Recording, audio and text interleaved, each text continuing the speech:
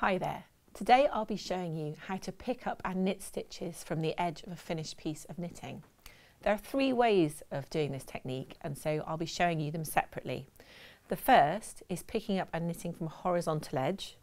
That's along this side of the work. The second is picking up along a vertical edge. That's this side of the work. And lastly, I'll be looking at picking up along a curved edge, which is actually quite a commonly used technique in knitting. To pick up and knit your first stitch, what you want to do is put your needle into the stitch that's immediately next to your horizontal edge, and you just put your needle right through the middle of that stitch between the two sides of the plait.